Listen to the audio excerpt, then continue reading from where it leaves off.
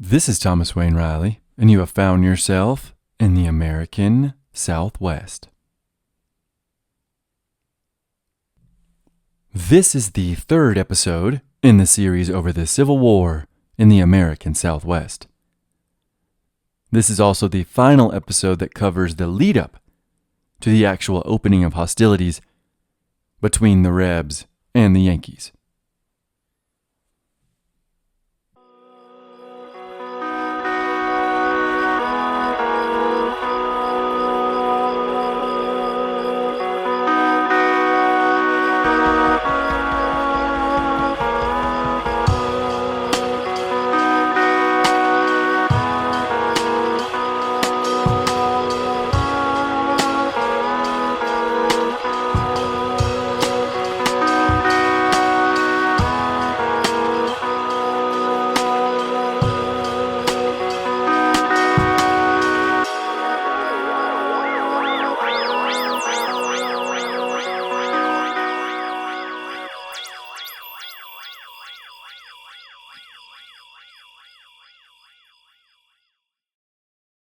This episode is graciously sponsored by one of my new favorite companies, the Buffalo Wool Co.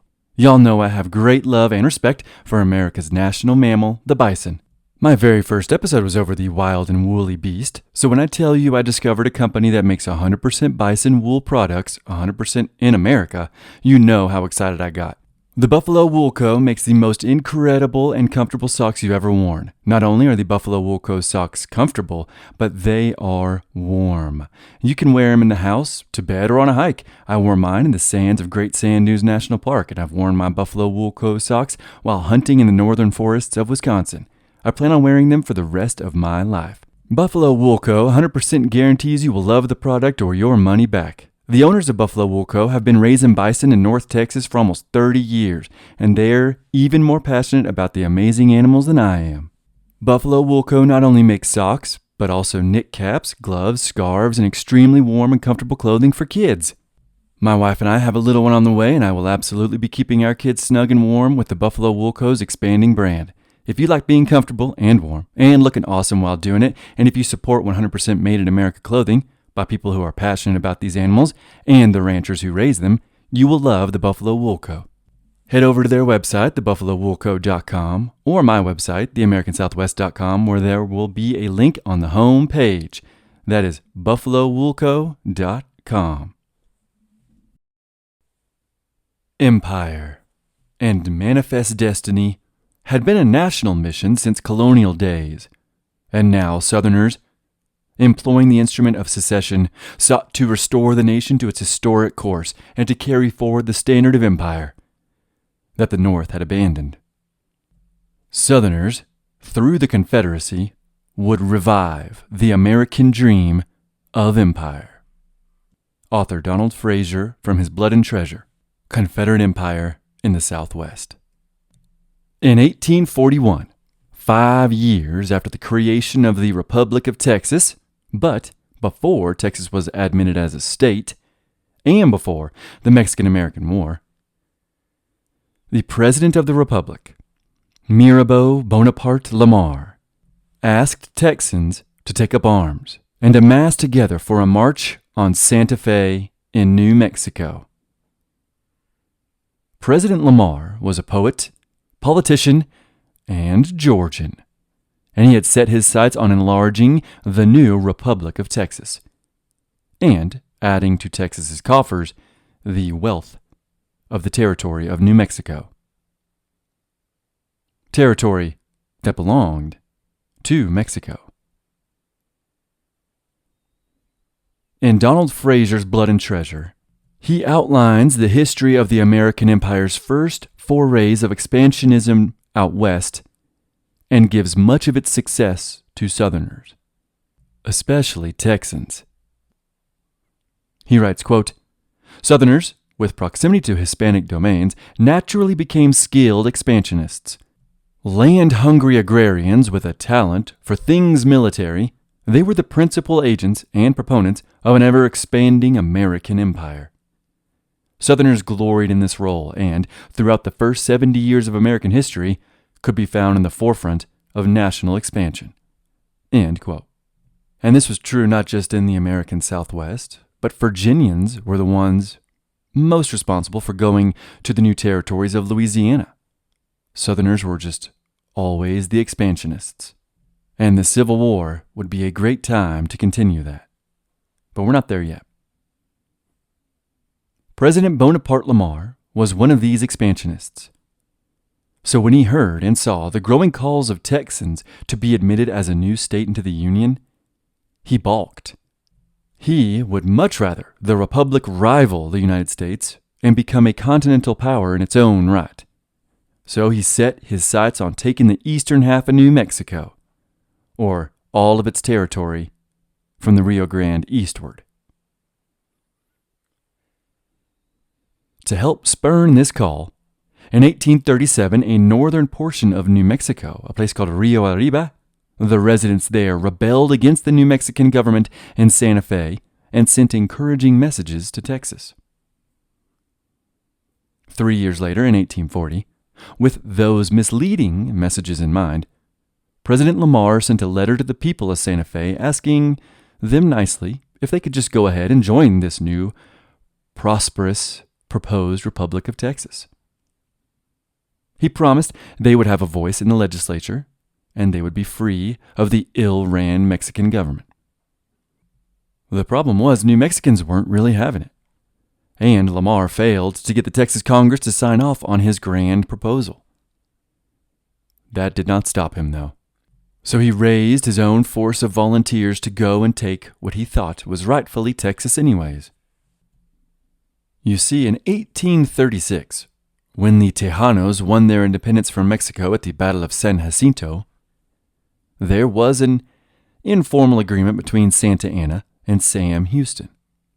And that agreement said that the new border of the Texas Republic would be the Rio Grande River. Naturally, Texas assumed this meant the entire Rio Grande River from the Gulf of Mexico to the San Juans in southern Colorado.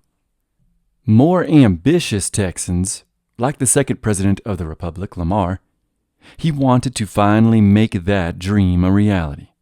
He wanted to prove the strength of this fledgling republic, and he wanted to secure the vast wealth that could be found in New Mexico.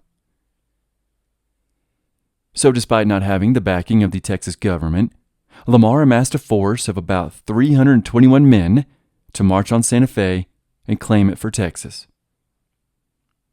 The men included merchants, teamsters, a few guests, 5 companies of infantry, and 1 company of artillery.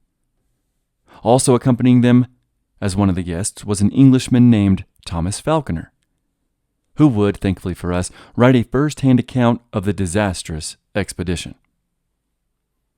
I actually quoted from Falconer's work in the subscriber-only episode over the Llano Estacado. And for those interested in hearing that, head on over to Substack and become a Roadrunner subscriber. At this time, President of Mexico, Santa Anna, really wanted to take Texas back from the Tejanos. In his eyes, he felt like the war wasn't over and that Texas was still a province in rebellion. So when he heard rumors of this expedition, he called on the governor of New Mexico, a certain reoccurring in this series, Manuel Armijo. He called on him to raise a force to repel the invaders. Santa Anna also sent troops up from Chihuahua. He would have liked to have accompanied this force himself, but he could not leave Mexico City for fear of being ousted as president. Such was the nature of Mexican politics for quite some time. Lamar and his forces, which would become known as the Texan Santa Fe Expedition, although they themselves called their expedition the Santa Fe Pioneers, this group of Texans actually thought that they would be greeted as liberators and met with open arms once in New Mexico. But they could not have been more wrong. Finally, on June 19, 1841, the volunteers left Austin and headed straight north. They'd pass modern-day Waco, and then they would continue to head north until just south of the Red River, today's boundary with Oklahoma. They actually thought they were at the Red River but they were at the Wichita River. The pioneers then went through modern-day Wichita Falls before heading due west. After 2 months of walking through Texas, being led by a Mexican guide, who again took them to the wrong river, after 2 months the Mexican guide realized his mistake and abandoned them on August 17th. To remedy this, they sent scouts to the north who came back with, "Yes, we are indeed following the wrong river." So they headed northwest towards the real Red River. All the while, they were being harassed regularly by Indians, probably Comanche and Lipan Apache. They also had not carried with them enough provisions, and they were severely lacking water. And all of this was before they even reached the Llano Estacado. Again, for an in-depth history of that foreboding place, become a Roadrunner subscriber at Substack. You will hear a nearly 4-hour podcast on that historically significant place. Once at the foot of the towering wall of the Llano Estacado, which in some places reaches 1,000 feet tall, this towering wall that was the base of the Llano, they realized they could not easily climb the cap rock. The leader of the expedition, a Hugh McLeod, waited at the base while sending a scouting party up ahead. This scouting party themselves had a lot of trouble crossing multiple canyons and arroyos, and they suffered from a want of thirst until they finally came to a Mexican settlement.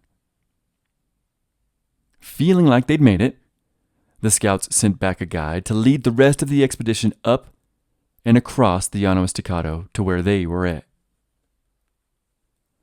Meanwhile, New Mexican Governor Armijo had amassed a militia with a significant portion of Taos Puebloans among them, and their goal was to intercept this group of Texans before they could reach Santa Fe. I read that the number of New Mexican soldiers could have been as high as 1,500. They were not messing around.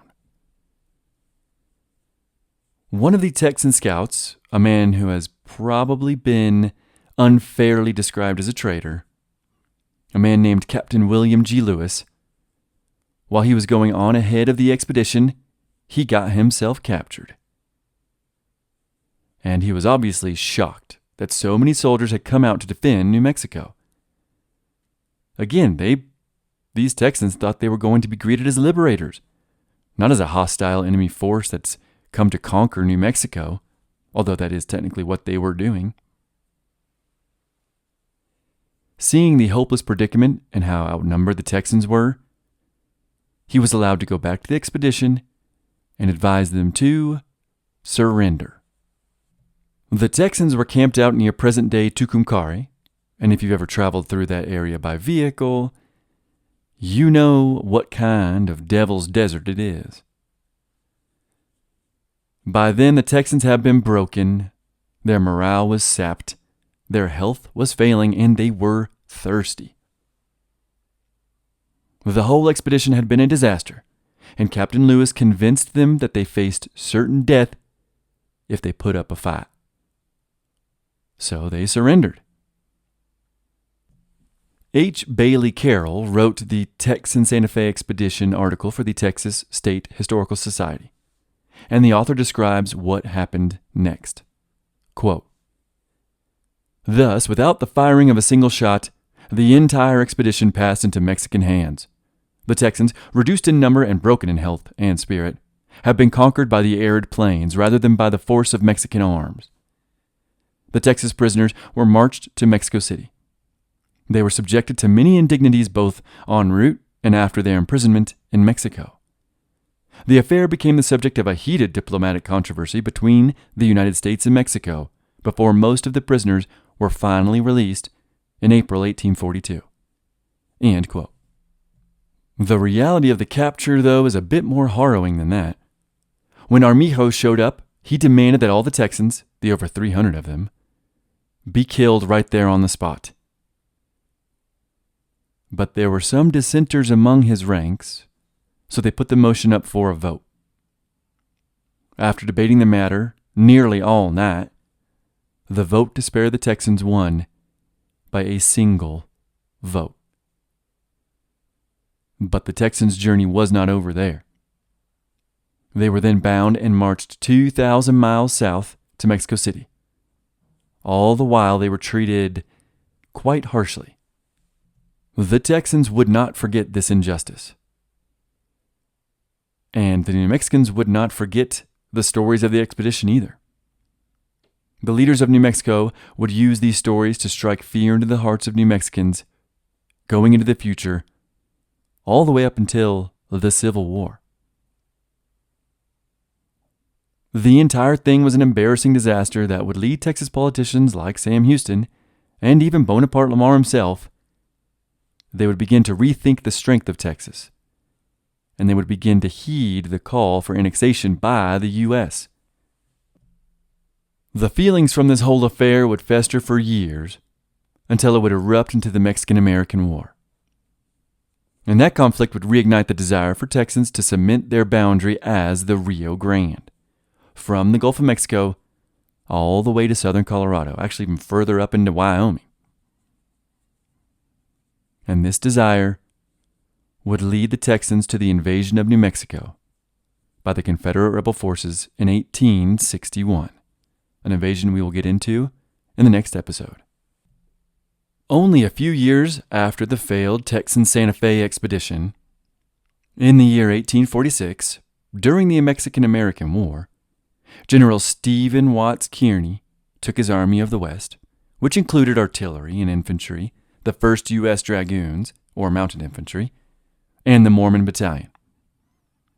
Kearny took his 2,500 men and marched toward Santa Fe in June. Kearny and his Army of the West would end up taking New Mexico from the very same Governor Armijo in a reverse of the previous engagement, and again largely without firing a shot. Kearny would then install a military dictatorship, and he would disband the New Mexican government. Despite decades of attempt, New Mexico would not become a state until 1912, which would greatly irk the residents of that very old territory. And this would partly lead to the breakout of hostilities between the territory of New Mexico and the state of Texas. From Santa Fe, Kearny marched through Arizona and all the way to California. It was manifest destiny after all, and the nation had to span from the Atlantic to the Pacific. The Democrat Warhawks' dreams were slowly being realized. In Mississippi, Jefferson Davis resigned his congressional seat and signed up to fight. He was given the rank of colonel, and he led a volunteer force of Mississippians known as the 1st Mississippi Rifle Regiment. He led them against the Mexican enemies. He would fight in 2 major battles, the battles of Monterrey and Buena Vista. At Monterrey, he led a charge that took a fort, which won him national acclaim as a hero. But he wasn't done there. During the Battle of Buena Vista, despite being shot in the heel, he took a stand against a Mexican force that threatened to collapse the American line, which, keeping that line intact, helped the Americans win the battle. President Polk, impressed by the Democrat from Mississippi, offered him a brigadier general position in the Army, but Jeff Davis declined.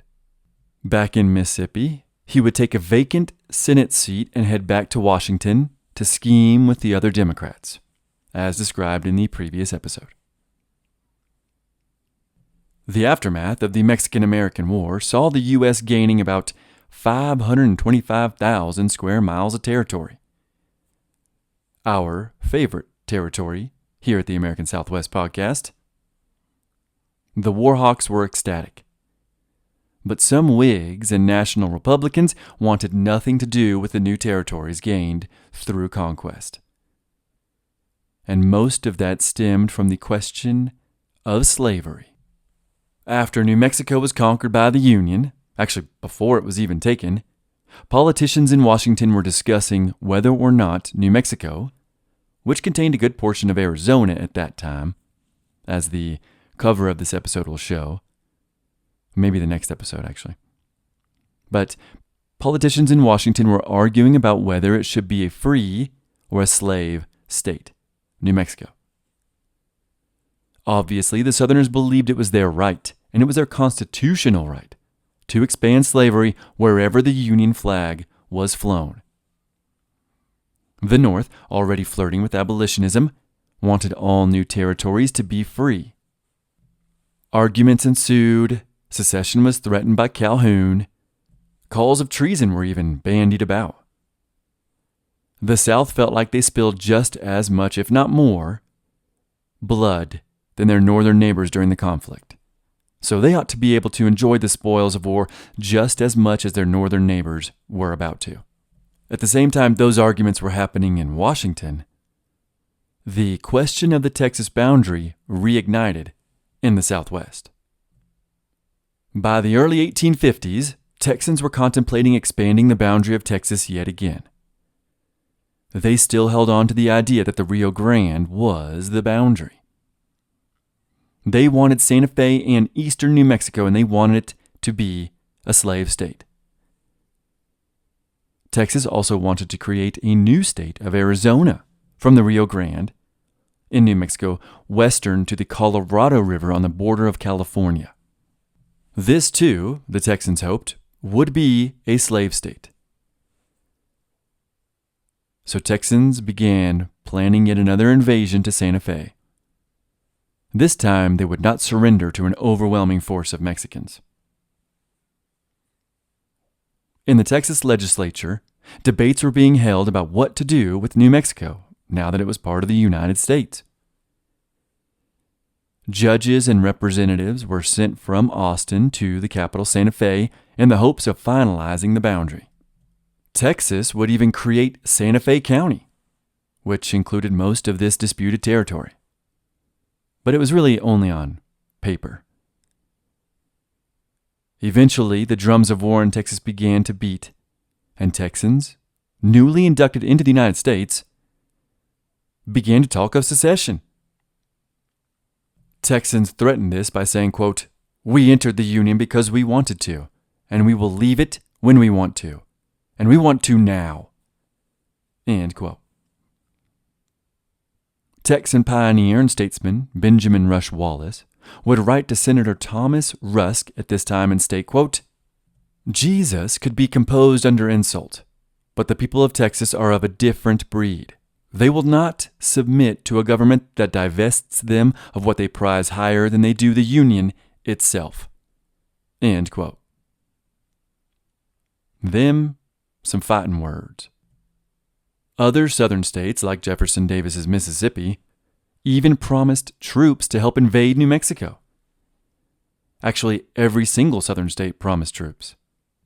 And every one of those southern states and their volunteers, they began drilling in preparation for the march to Texas and then beyond to New Mexico. Meanwhile, in Washington, free soil abolitionists, the lawmakers who wanted all new territory to be free states, they were conceiving a plan to separate Texas into two states. They would make one a free state, the state to the west, and the state to the east they would make a slave state, which it pretty much already was. All the while, the free soil abolitionists ardently maintained that New Mexico, California, and Oregon were to remain free states. New Mexico, as listeners know, has a very long and complicated relationship with slavery. The Puebloans knew slavery well, but by another name, encomienda. They held on to those memories of the Spaniards, and being carried captive away by the Apaches. Maybe they even remembered the Chaco and Anasazians. But the Puebloans detested slavery and wanted nothing to do with it in New Mexico. Mexico, when it briefly held New Mexico, they constitutionally forbade slavery. Yet the South swore that slavery would be well in the state and it would help bolster the economy of the South and, by extension, the Union. Not to mention, Southerners argued, wherever the American flag flew, slavery must follow. It was their constitutional right. Of course, native New Mexicans who had stayed after the Mexican-American War, they wanted statehood, and they feared a repeat of the Texas invasion. They feared this all throughout the late 1840s and 1850s. And these native New Mexicans did not want slavery. Again, they wanted statehood and to be citizens of the United States of America, a goal they would not capture until 1912, which is partly to blame for all this fracas. In 1850, many prominent New Mexicans wrote up a constitution, and they were preparing to give it to President Zachary Taylor, who was himself a free soil state man. He was also a Mexican-American war hero, and he was the president after Polk. After the New Mexicans wrote their constitution, they were certain that New Mexico would join the Union as a free state. Southerners, though, they got wind of this new constitution, and they complained when they found out the constitution that was written by these New Mexicans did not mention slavery. Some Southern Democrat warhawks even threatened the president with secession and war. Congressman and famous Texan Sam Houston, he threatened to leave Washington to head to Texas to personally march troops into Santa Fe. In response, President Taylor threatened to send federal troops to the territory to repel any Texan invasion. Author Father Stanley wrote in his massive The Civil War in New Mexico, he wrote that had President Taylor survived and not died only 18 months into office, the Civil War may very well have started on the borders of Texas and New Mexico instead of on the East Coast. War was brewing long before Fort Sumter, truthfully. And shortly after this 1850 kerfuffle, I won't get into them, but Bloody Kansas and the battles in Missouri, they began and they too threatened to throw the Union into war. After President Taylor's death in July of 1850, his successor, President Millard Fillmore, he actually did send federal troops to Santa Fe. And he gave them explicit orders to resist any and all Texans who invaded. Everyone in America was waiting for the first shot to be fired. It was all a big, possibly violent and bloody mess, and a mess that the Congress should have already taken care of years prior. Instead, in typical fashion, they were too leery of making any lasting decisions. Eventually, though, the Congress did come through when they passed the Compromise of 1850. I will let Roger Griffin of the Texas State Historical Society sum up this compromise and how it stopped the impending war. Quote, finally, Senator James A. Pierce of Maryland introduced a bill that offered Texas $10 million in exchange for ceding to the national government all land north and west of a boundary beginning at the 100th meridian, where it intersects the parallel 36 degrees 30 minutes, then running west along that parallel to the 103rd meridian, south to the 32nd parallel, and from that point west to the Rio Grande. The bill had the support of the Texas delegation and of moderate leaders in both the North and South. Holders of bonds representing the debt of the Republic of Texas lobbied hard for the bill, for it specified that part of the financial settlement be used to pay those obligations. The measure passed both houses of Congress in the late summer of 1850 and was signed by President Fillmore. End quote. One of the reasons Texas was threatening so hard to invade was because they were broke, and they owed the federal government buku money, which they thought they could just take and earn in New Mexico.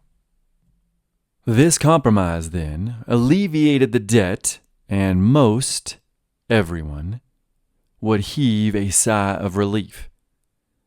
But many Texans were secretly biding their time. All of this is the backdrop for the Civil War. The Compromise of 1820 had sealed the southern border at the Mason-Dixon line, and that compromise had stated that no states north of the line could become slave states. Now, with the Compromise of 1850, the line of expanding slavery was drawn at the western edge of Texas. The South felt trapped. Expansion could now only come by going south, into the Caribbean, and into Mexico. More on that in a moment. This compromise of 1850, it also smoldered in the hearts of Texans and would eventually result in the future invasion of New Mexico by Texas Confederates. They would get their Santa Fe County in New Mexican territory, or they would die trying. After the compromise, New Mexico wrote in their constitution that they would never be a slave state. But that did not stop Southerners from flooding the territory and filling every political position they could with pro-slavery Southerners throughout the next 10 years. The only reason these pro-slavery Southerners were even able to gain a foothold in the territory, that was on account of the Hispanics that had been in the land for a long time, sometimes centuries. And these Hispanics used Indian workers, quote unquote, and laborers in their fields and homes. Megan Kate Nelson, in her book over the Civil War in the Southwest, titled The Three-Cornered War, she wrote this about these New Mexicans who had workers, quote, Hispanos in New Mexico had long embraced a forced labor system that enslaved Apaches and Navajos, end quote. I quoted that just so, I'm not pulling it out of left field there. These recent Southern immigrants and these New Mexicans would eventually pass their own slave code in the territorial legislature in 1859. By the time the war broke out, there would be hundreds of known slaves in the territory, mostly Indian, and many of them working on the rapidly growing vineyards. I did not know this, but during the 1850s, the territory was the wine capital of the United States. And it would remain so until California eventually took that mantle. As mentioned, a lot of these slaves were Navajo and Apache, but also Comanche and Ute. And that was because all throughout the 1850s, these groups had not ceased their raiding.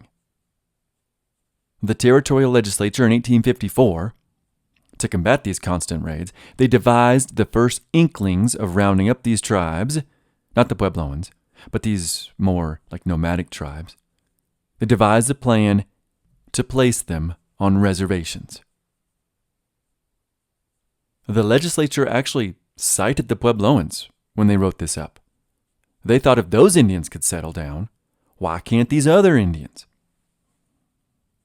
The leader of this legislature in 1854, Jose Guadalupe Gallegos, said, quote, It is the wish of our people, through this legislative assembly, that the various barbarous nations that surround us and errantly be required to live without certain prescribed limits, where they will be taught to cultivate the land in order to be self-subsisting, instead of doing what they are doing now, in robbing and pillaging, and thus little by little, they will learn to cultivate the arts, virtue and work, peace and loyalty to their treaties, the federal government granting the means to make this possible.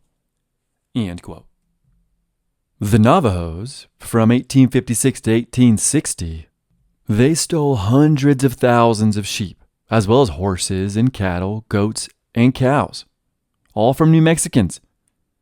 They killed countless sheep herders, took off with many a slave themselves, burned and raided many a town, and generally made life difficult for New Mexicans. As Father Stanley wrote, their depredations were without number. They were a lot. Obviously, I talked at length about the Apaches' many depredations, but the Comanches too would swoop in from the Great Plains, and they would burn and destroy and rape and pillage and steal and kill, and they did that all over the eastern part of New Mexico. The northern part of the territory was constantly invaded by Utes, not youths, Utes. And the western part was attacked by Navajos who would hide in the sandstone playgrounds of southern Utah. In the late 1850s, roving federal troops as well as militias from the various states around New Mexico, states like Colorado, and also including New Mexican militias, these were known as regulars,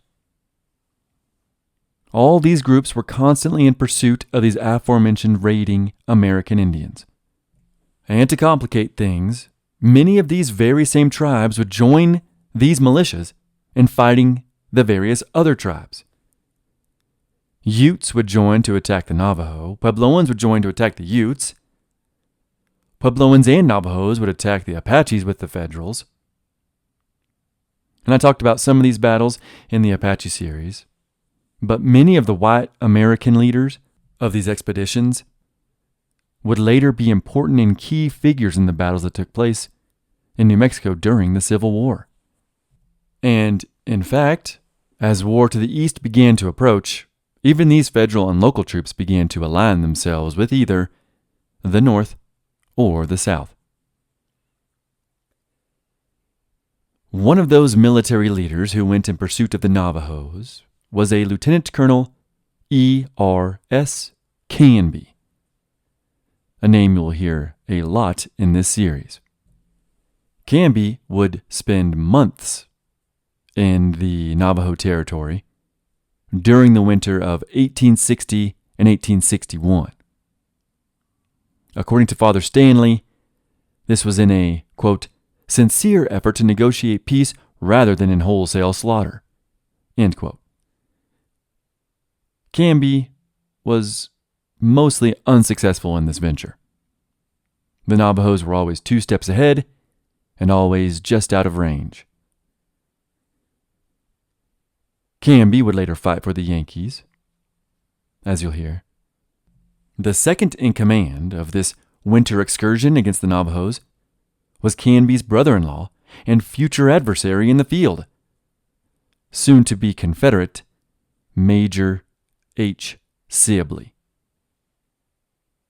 Actually, a lot of military leaders during the Civil War saw some action in New Mexico, especially between 1850 and the start of the Civil War. Father Stanley says of this, quote, all the great generals, with the possible exception of Lee, that fought for either the North or the South, saw service in New Mexico at some time or other during those years. End quote. And as subscribers know, Lee came very close to New Mexico during his time in Texas, where he skirted the southern border of the Llano Estacado in pursuit of renegade Comanches. In 1853, yet another territorial expansion of the United States excited the expansionist warhawk Southerners. This, of course, was the Gadsden Purchase. And that purchase saw a Tennessee-sized chunk of land being bought by the U.S. from Santa Anna. This was at the same time that Santa Anna was offering the states of Chihuahua and Sonora. Davis desperately wanted those, but Congress said no. Southerners initially were ecstatic because they assumed this new bunch of territory would be a slave state. And the South could also, thought Jefferson Davis, who had overseen the purchase, the South realized by skirting the New Mexican territory, this free territory, they could finally build their railroad to the Pacific. But as Fraser writes in Blood and Treasure, quote, instead of becoming a new territory with predictably Southern allegiances, the region was quickly tacked on to New Mexico, neatly avoiding further controversy over the extension of slavery. Southern imperialists had sustained another injury. End quote. These new Americans that resided in the Gadsden Purchase, they were hardened and tough people. I have talked about many of them in the Apache series. Most of the Mangus Coloradus and Cochise episode is about the men who inhabited this rough and tumble area, an area they called Arizona. They would eventually grow weary of the federal government, who largely ignored them, and they tried to write to Congress to declare themselves the territory of Arizona. But Congress ignored them. Later, when the war breaks out, as you'll hear, this strip that would become known as Confederate Arizona would send a delegation not to Washington, but to Richmond, to meet with the Confederacy. The western half of the United States, not just the New Mexican territory, which again looked a lot different than it does today, look at the covers of the most recent episodes. The western part of the U.S. was vital to the war effort to both the North and the South. As mentioned earlier, Davis wanted a railroad that would connect the South proper with the Pacific Ocean. In that way, the South could get around the incoming crippling Union blockade, and they could get their cotton out to Asian countries like Japan and China, but also to France. And they would be able to import much-needed weapons and supplies.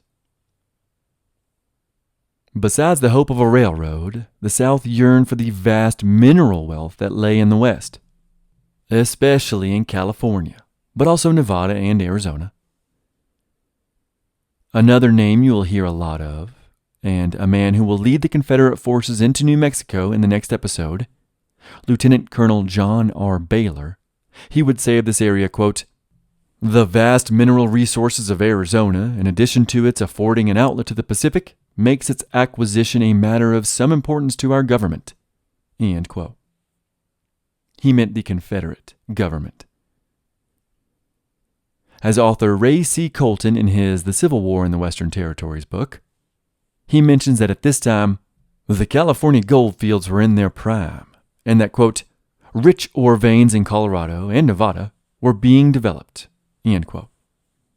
The South, in order to win, had to have this mineral wealth. Without it, and without help from France, winning the war would be an insurmountable task. Also of value to the South were the many military fortifications, weapons, equipment, and supplies that lay scattered across the vast territories. In their march to the Pacific and through the deserts and the mountains of the Southwest, they hoped to liberate all of it, intact, from the Union. And the Confederacy thought this was going to be an easy territorial coup. New Mexico did border the Confederacy after all. It was technically the only state in the West to border the Confederacy. The South believed that most federal troops would either abandon their posts or join the South. They also believed, after years of fighting the Union, that the marauding bands of American Indians would join the Confederacy. They believed, for much the same reason, that after years of battling and fleeing the Union, that the Mormons under Brigham Young would also join the South. In Southern California, the Confederacy had up to 16,000 Southerners and Confederate sympathizers. So they naturally believed California, or at least the southern half, that it too would join their cause. Fraser has a few sentences about this as well in his Blood and Treasure. He writes, quote, "Congressional representatives from Washington, Oregon, and Utah openly sided with the South." End quote.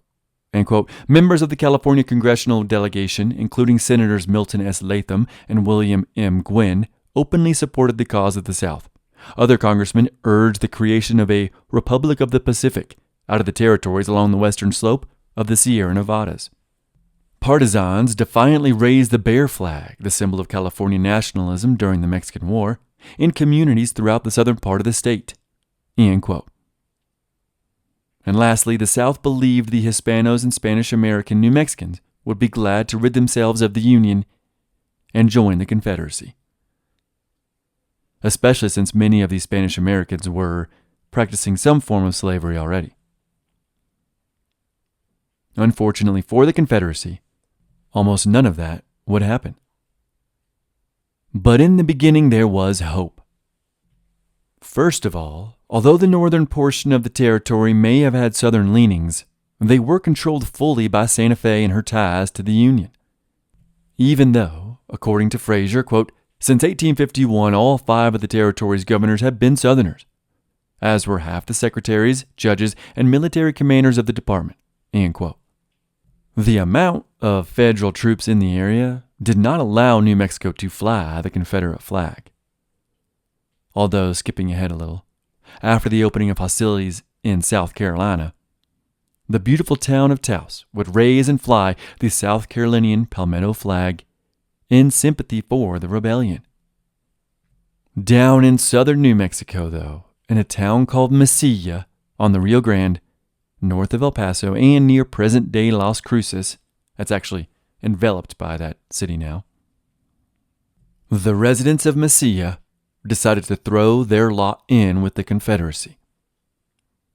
According to Colton in his Civil War in the Western Territories, quote, a convention was held at Mesilla in southern New Mexico on March 16, 1861, at which those present claimed that they represented the people of Arizona and were acting separately from the government of New Mexico.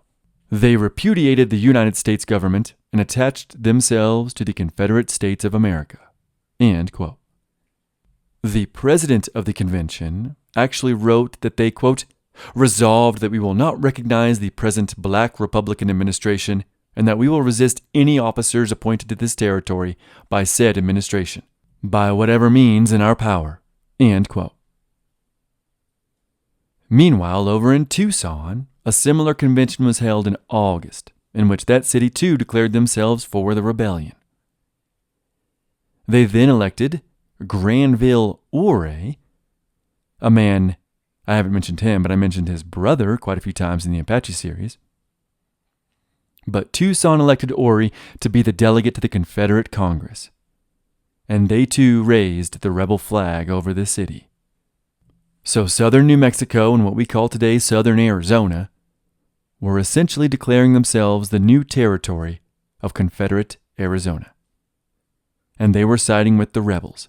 But the land between Tucson and Mesilla was largely abandoned of whites, except a few key mining camps like Pinos Altos, a place listeners know well from the Mangus Colorados episode of the Apache series, and a place I will talk about again. The North was also very aware of the importance of the American Southwest and the West in general, and largely for the same reasons. Nelson, in her Three-Cornered War, says of the West, quote, the Lincoln administration had to retain control of the West in order to win the war. It was an immense region, making up more than 40% of the United States landmass. End quote. But that realization of its importance would come later. For now, the Union wasn't as focused on the West and its value. Not to mention, Lincoln needed troops in the East. Which is why, in May of 1861, General Winfield Scott, the commanding general of the U.S. Army, and that was at the start of the war, he ordered, according to Colton, quote, 10 companies of infantry, then in Utah, the 5th and 7th Infantry Regiments serving in New Mexico, and 4 companies of the 10th Infantry Regiment, then in New Mexico and Colorado, a total of approximately 3,400 men, to proceed to Fort Leavenworth, Kansas. End quote. The North was essentially abandoning the West. Up in Colorado, which had seen a slew of Southerners move to the area in the hopes of striking it rich, had an estimated 7,500 Southern supporters. But ultimately, Colorado in February of 1861 would side with the Union. This would start quite a few fistfights and even shootouts that would occur in the streets of Denver over the question of loyalty to either side.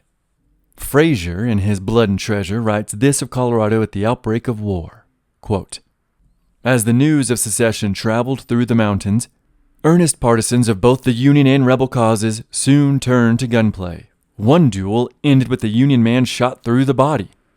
To further antagonize Northerners, a Southerner emptied both barrels of a shotgun at the U.S. flag flying above the recruiting office, blasting it to tatters. End quote. And at one point, a Southern sympathizer would raise the rebel Confederate flag over Denver, but it would be torn down moments later, resulting in almost a battle or a skirmish, but that would ultimately pass when the Southerners realized they were far outnumbered, which is why ultimately Colorado went for the Union. But eventually New Mexico, under Canby, would ask for Colorado militia volunteers, and the territory would provide plenty. Over in California, the key to the war in the West, the many gold miners and prospectors and laborers, they seemed to have more important things on their minds than the war to the east. The war that was about to rage in the places they had once lived in, the places they had left. There were still plenty of Southern sympathizers, though. Fraser states that there were at least 16,000 Southern supporters from San Francisco to the Sierra Nevadas, and all the way down to San Diego. In San Bernardino, Confederate sympathizers were meeting in secret, with the hopes of overthrowing the state government and siding with the rebellion. Captain Winfield Scott Hancock would even write to his department headquarters in the Pacific, and he would tell them of the growing threat that was posed by the Southerners who were prompting the Hispanic population into rebellion. He would write, quote, "When once a revolution commences, the masses of the native population will act. If they act, it will most likely be against the government." End quote. But there was one man that was going to make sure that did not happen. That man's name is Colonel James Henry Carleton. In 1861, Carleton would be given command of the District of Southern California, and he was appointed head of the 1st California Volunteer Infantry Regiment, a group that would become known as the California Column. Carleton had been in the West for nearly 20 years by this point. He had fought in a boundary dispute with Canada, he'd fought in the war against Mexico, and he had even battled the Paiutes after the Mountains Meadow Massacre in the southwest of Utah. You know, that massacre that saw some Mormons, like John D. Lee of Lee's Ferry on the Colorado. That massacre that had Mormons dressing up as Paiute Indians, and with the help of some Paiute Indians, they would kill over 30 Arkansas immigrants, mostly in revenge. Carleton knew the West, and being a man from Maine, he was an ardent Unionist. He was going to make sure California and the Western Territories stayed within the boundary of the Union. To make that happen in 1862, Carleton would gather his forces, the California Column, and they would begin their march towards New Mexico. But that story is for later on in the series. I will now discuss something that not a single source I read mentioned until the final book for this series that I read, Fraser's Blood and Treasure, which turned out to be my favorite source for this series and the most in-depth. But in that book, Fraser brings up a group known as the Knights of the Golden Circle, or KGC. This was a group of mostly Southern men, although they would have chapters, or what they called castles, as far north as New England and as far west as California. But this was a group of men that were organized by a man named George Bickley, and he started the Knights in 1855. Bickley was a Virginian who truly wanted to expand the American empire through a total and complete form of militaristic manifest destiny. Fraser says of the Knights, quote, "This secret military society's goal was securing Mexico and the Caribbean basin as parts of a slave empire. The Knights took their name from their plan for establishing an imperial capital at Havana, Cuba, and extending their realm in a golden circle through the upper south, along the Gulf of Mexico, the Spanish Main, and across the Caribbean." End quote. Bickley proclaimed that he and his Knights of the Golden Circle would allow American, quote, "railroads and telegraph lines reach from Canada to Patagonia.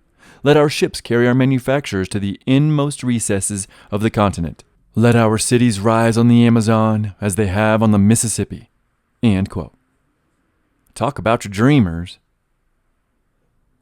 This lined up perfectly, though, with Calhoun and especially Jefferson Davis's own desires, which I talked about in the last episode. The Knights really took off in Texas, where the most enterprising young and violent adventurers could be found in the U.S. The KGC provided the perfect outlet for that restless warhawk bunch of young men who felt hemmed in by an ever-oppressive federal government. This spoke to the, quote, "adventurous men who clamored for imperialism in the 1850s." End quote. By the end of that decade, there would be 32 castles in Texas alone, and even the great statesman himself, Sam Houston, joined, reportedly. Houston would actually, before the Civil War, he would threaten to invade Mexico independently of the United States, since the federal government was barring any action across the Rio Grande. During this time, one Dallas editor wrote, quote, "Let these Texans range on the Mexican frontier and infuse some of the Anglo-Saxon ideas of progressiveness into the stupid, leaden souls of the people, and then the world will notice a change." End quote. At this time, the desire for empire was incredibly strong all across the nation, except New England, but it was especially strong in the South. Young Southern men looked at the map, and every piece of it had the name, territory, or state on it. There was seemingly no more West to conquer, in their mind. Of course, they were ignorant of the realities of the West, but the desire to continue to grow and expand and to conquer was eventually, in my opinion, going to find an outlet if the U.S. had not gone to war with itself. And I think that expansionist war would have resembled the Knights' desired circle. The Knights were not some fringe group either. It wasn't only Sam Houston who was a member, but also presidential hopeful and Vice President John Breckinridge, but also Secretary of War under Buchanan John Floyd, Secretary of the Treasury, senators, congressmen, administration officials. It isn't confirmed, but it is probable that Jefferson Davis himself was a Knight. But D.C. was overrun with these men, so much so that when Lincoln was elected, they hatched a plan to kidnap him and install Breckinridge instead. They were going to coup the government, and they may have been successful if they hadn't been discovered. It seems at that time no one but the North, and especially the Northeast, wanted Lincoln elected. The KGC ended up moving its headquarters to San Antonio right before the war, where its most important castles would play an important role at the outset of hostilities. The tea has been thrown overboard. The Revolution of 1860 has been initiated. Charleston Mercury, November 7th, 1860. One day after Abraham Lincoln won the election. A month and a half after the election, South Carolina would secede from the Union. Mississippi, Florida, Alabama, Georgia, and Louisiana would all follow suit in January of 1861. And then, on February 1st of that same year, the Ordinance of Secession was made law in the state of Texas, making it the sixth state to formally secede. Texas was officially no longer part of the United States, and soon they would vote to become part of the Confederate States of America. Immediately after the declaration of secession, Texas realized it had a problem. As Fraser puts it, quote, militarily, Texas and the territories, he means New Mexico, Texas and the territories faced the most vexing problem of all the seceding parties. 19 federal forts, organized in 3 lines, protected the Texas frontier. Some 10 others dotted the New Mexican and Arizona landscapes. 3 regiments of federal troops, numbering about 1,500 men, secured government property in the state. Not only did this threat have to be removed from Texas, but the frontier would have to be defended once the regulars had gone. End quote. Slowly throughout the South after secession, federal troops were permitted to leave with their belongings peacefully. But Texas was a question mark. At the main federal fort in Texas, the Alamo, some 160 men led by a Georgian, General David E. Twiggs, they were all holed up with tons of munitions and supplies in that very same building, the Alamo. And it would be the first target for the Texan militia, which were led by the unfortunate name of the Committee of Public Safety. The Texan Committee was in charge of all things military in the state, and in a secret meeting, the 22 men of the committee commissioned 4 Texans to negotiate surrender with the southern-leaning General Twiggs. While the Georgian commander of the Federal Department of Texas may have leaned towards the South, he was more loyal to his men. So although he understood the need for Texas to gain control of the many forts within the state, he was going to wait for secession to pass the Texas legislature on March 2nd. But the committee couldn't wait that long. What if the Federals replaced Twiggs with someone more hardline before the vote? In case negotiations went poorly, as Fraser writes, quote, as a further precaution, however, the committee appointed Texas Ranger Ben McCulloch as a colonel of cavalry to raise a force to back up the commissioner's demands with military muscle. End quote. The McCullochs will play an important role in the coming story of the surrender of Texas. With the need to act immediately of crucial necessity, On the night of February 15th, Ben McCulloch, with 400 volunteers, rode out to San Antonio to take the Alamo. In an almost reverse remember the Alamo. This time, the Texans would be the ones sieging, although everyone hoped this time it would not end the same way. So when McCulloch and his men broke camp at Salado Creek, they were reinforced with even more riders. 6 castles of the Knights of the Golden Circle, with about 150 men, came up to ride with McCulloch. And with these knights was a fellow knight and a man named Lieutenant Colonel John R. Baylor, and with him were his buffalo hunters. In the cold evening, McCulloch and Baylor entered the old city and marched through the streets silently. They were expecting a battle, so secrecy had to be the order of the night. Another Knights of the Golden Circle castle was meeting that very same evening in San Antonio when the troops entered, so they too joined the rebels. Once near the Alamo and her garrison, the troops fanned out into alleys and streets and onto the rooftops. I'll now quote Fraser's great summation of what occurred next as everyone was readying for bloodshed. While the volunteers were taking their positions around the facility, civilian delegates approached General Twiggs and requested the surrender of all federal property in San Antonio to the state. By daybreak, while McCulloch awaited the negotiated surrender of government property within the arsenal, his force had grown substantially. Volunteer companies from neighboring counties had arrived, ready to storm the arsenal if necessary. Armed Texans lined the streets surrounding the arsenal. End quote. But by mid-morning, the surrender had been completed. With no other options except a repeat of the Bloody Alamo, Twiggs regretfully surrendered the federal garrison and its plentiful stores of ammo. With the surrender of the Alamo by the commander of the Department of Texas came the surrendering of the entire state. All U.S. property was now to be given over to the Texans, and all the federal troops were to be marched to the coast where Union ships would take them north. McCulloch, Baylor, and the Knights took the castle that was the Alamo, and celebrations were had throughout the city. Back in Washington, Twiggs was disgraced and then fired. He would, shortly thereafter, join the Confederacy. Over in New Mexico, as mentioned, many a fort, garrison, and post were also abandoned by the U.S. Army, and the men were sent to the east, to Leavenworth, where they would be sent even further east to fight in battles near Virginia and Tennessee and Kentucky. Some of these soldiers, though, they stayed in the territory, and they were marched by Canby to important forts along the Texas boundary of New Mexico. Forts like Fort Fillmore, which was about 40 miles north of El Paso on the Rio Grande. Canby began to fortify this army installation as well as Fort Craig, which was about 100 miles north of Fillmore and also on the Rio Grande. Another important post for the Union was Fort Union. This fort was on the eastern side of the Sangre de Cristo Mountains at the edge of the plains. I have talked about Fort Union in many of my series so far, many episodes.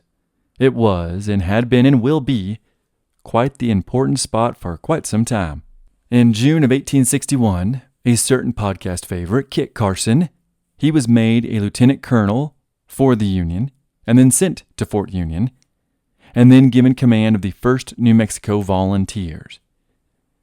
And this was a mostly Hispanic group of soldiers, but more on them in another episode. Because of all this movement and fortification, Confederate Texans feared an invasion of Federals from New Mexico. So they sent 2 officers with a quote-unquote foot artillery of soldiers to Fort Bliss. Fort Bliss is north of El Paso and just south of the New Mexican border. Those 2 officers were Colonel Ford and Lieutenant Colonel John R. Baylor. And Baylor plays a significant role in the coming episodes for his part in the battles and the taking over of New Mexico. Baylor is described by Edwin Sweeney in his Mangus, Colorado book as, quote, a lean, blue-eyed Indian fighter notorious for his hatred and contempt for Indians, end quote. Megan Kate Nelson describes him in The Three-Cornered War as being, quote, as charismatic as he was physically imposing, 6'3" and broad shoulders, with flashing blue eyes and long, dark hair swept back from a receding hairline, end quote. And Fraser further describes him as, quote, both quick to anger and prone to violence. He also had endearing qualities as a talented fiddle player, stump orator, and humorous storyteller, end quote. And finally, his own brother would say this of Baylor, quote, he could not abide a coward, liar, or thief, and was a terror to evildoers. Anyone he liked was the best fellow in the world, and anyone he disliked was the damnedest rascal living. Such a man always has warm friends and bitter enemies, and he had his quota of each. End quote. Baylor was 38 at the time the war broke out, and he had by now become a rancher. He had a wife, and he had 10 kids. At some point in Oklahoma, Baylor was a teacher of Indians before he was an Indian agent. At first, he was kind to the Comanche that he was over, and even lenient towards them. But that led to trouble when Comanches left the reservation and killed and raided on the pretext of hunting buffalo. He would be fired from that position, and his stance on the Indians would change drastically. He had also been a Texas state representative, a lawyer, and eventually a Comanche and Apache Indian fighter. And as he got older, his hatred of the Indians grew. So much so that he became the co-founder, publisher, and editor of an anti-Indian newspaper in Texas called simply The White Man. His contempt of the Indians will inform his conduct against the Apache in New Mexico. Conduct I have mentioned before when I talked about his stance against the Apaches in the Apache series. But I will mention it again when the time comes in this series as well. But in 1861, Baylor, an ardent secessionist and Knight of the Golden Circle, in 1861 he began recruiting rebel soldiers all throughout Texas.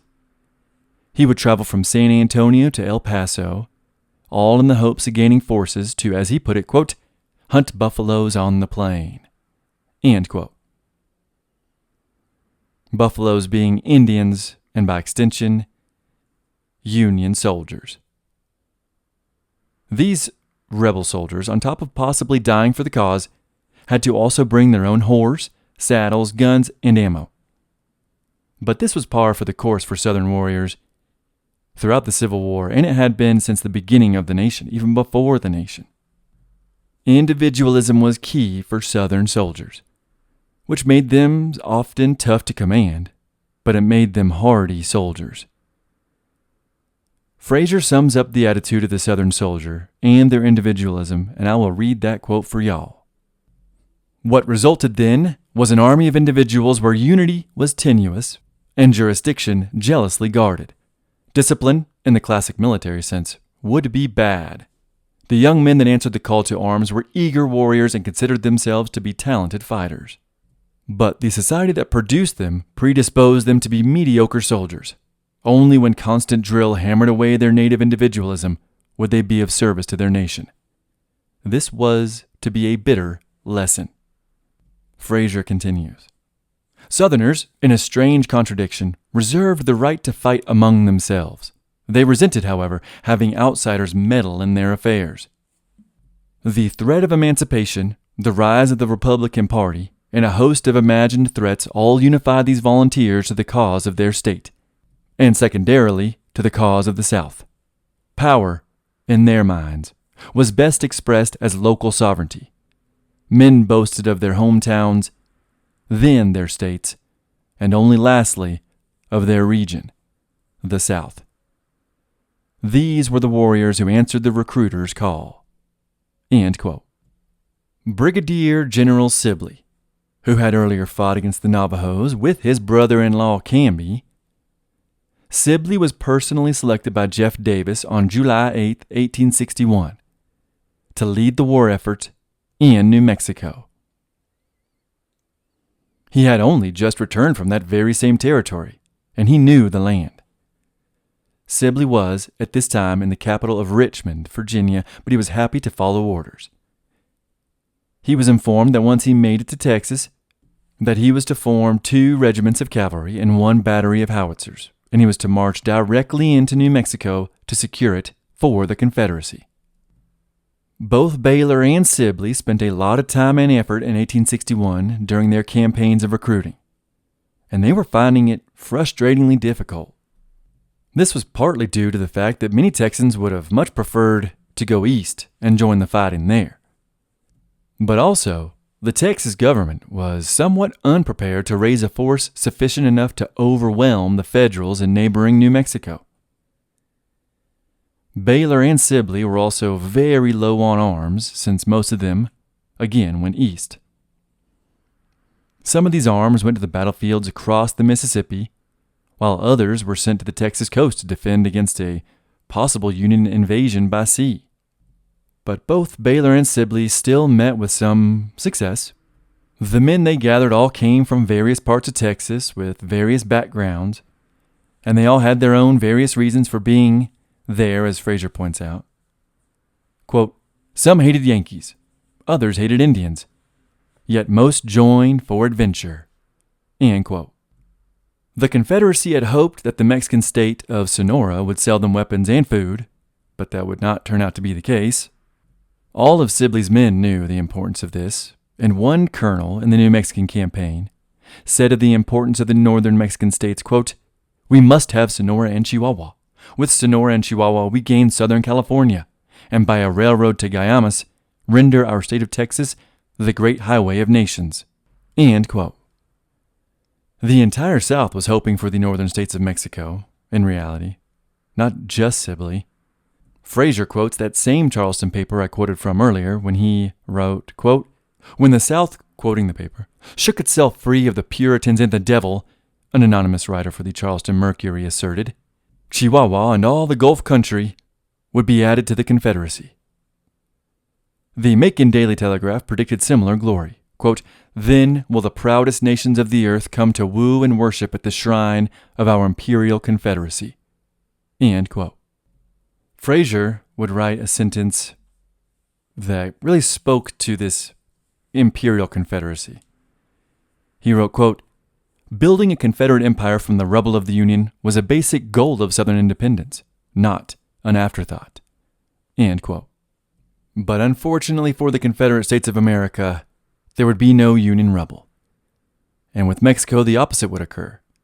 And in many cases, the Sonorenses would end up supplying the Federals and eventually bar access to Confederates who wanted to move through their territory. And this caused a small problem, because the soldiers in New Mexico and Arizona had hoped secessionist Californians would escape the Union officers in California and join their brethren in Arizona. I mean, some escaped, sure, but not as many as the South had hoped. On March 23rd, 1861, W. Loring took command of the Department of New Mexico for the Union. And when he did, he inherited a volatile situation. He got word in Santa Fe that the Albuquerqueans wanted to raid the government armory in that city. He also heard the Apache were attacking in the south, and the Comanche were planning raids in the east. Loring would soon resign his post, only a mere 2 months later, and he would join the Confederacy. At that point, Lieutenant Colonel Canby would replace him. Edward Richard Sprigg Canby. He was from Kentucky, but he was a Unionist through and through, and he too knew the West. Canby had served and fought in Florida against the Seminoles. He had fought in the Mexican-American War. He had been stationed in California. He fought in the Utah War. And, as I mentioned earlier, he had unsuccessfully hunted Navajo in New Mexico with Sibley. Once Canby took command of the Department of New Mexico, he had the same problems as Loring, and then some. The men stationed at the various bases were all threatening to join the South if they weren't paid. They were by this time owed 6 months of back pay, but that would only get worse. And they hadn't received any recent news on the war to the east, in the main theater, yet they were supposed to protect this enchanting and harsh land. What if the North had already fallen? On top of all that, a recent drought had made it very difficult to supply horses with the grasses, so these so-called mounted troops weren't really even mounted. And New Mexicans, natives, they weren't willing to sell their horses to the soldiers on account of the threat of famine. Morale in New Mexico amongst the Federals was quite low, a fact the South was well aware of. The head of the Department of Texas for the Confederacy was a man named Colonel Henry E. McCulloch, and that would be the brother of Ben McCulloch. Now, the McCulloch name is one I am very familiar with and fond of, because I married a McCulloch. But her family's from Wisconsin, so they would have been Yankees. And to make matters worse, my wife's mother's side of the family are English. My mother-in-law was even born there. Then again, I am sure her parents are mortified every time they are reminded of my love of my Southern rebel heritage. Once at Fort Bliss near El Paso, Baylor's men found themselves 700 miles from any Texan commander to the east, like Henry McCulloch. This left Baylor filled with the hopes and dreams of all Texans and rebels alike, from Virginia to California, as the agent of empire for the Confederate States of America. Colonel McCulloch, in his reports to Baylor, told him that the forts in the northern part of New Mexico, like Fort Union, were being furnished daily with supplies, and the longer Baylor waited to invade, the harder it will be to take the territory. So instead of being overwhelmed, Lieutenant Colonel Baylor, on July 1st, 1861, took his men of the 2nd Texas Mounted Rifles from Fort Bliss near El Paso and marched towards New Mexico.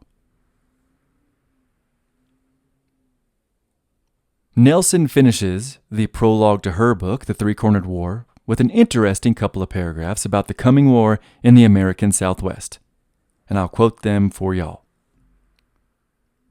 In the New Mexico Territory, quote, in 1861, a comet appeared overhead, burning through the desert sky. Astronomers speculated about its origins. It could be the great comet of 1264, the huge and brilliant orb that had presaged the death of the Pope. Or it might be the comet of 1556, whose tail resembled a wind-whipped torch, and whose splendor had convinced Charles V that a dire calamity awaited him.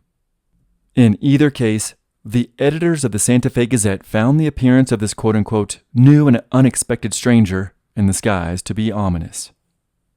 Now quoting the Gazette, inasmuch as bloody conflicts were the order of the day in those times, the report said, it is easy to see that each comet was the harbinger of a fearful and devastating war. And all quotes.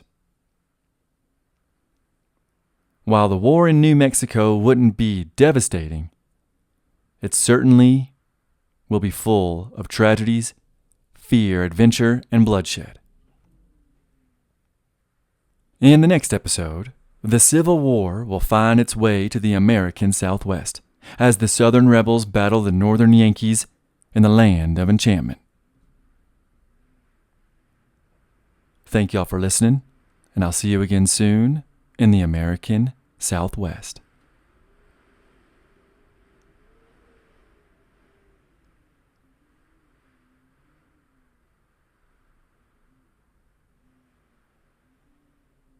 This episode is graciously sponsored by one of my new favorite companies, the Buffalo Wool Co. Y'all know I have great love and respect for America's national mammal, the bison.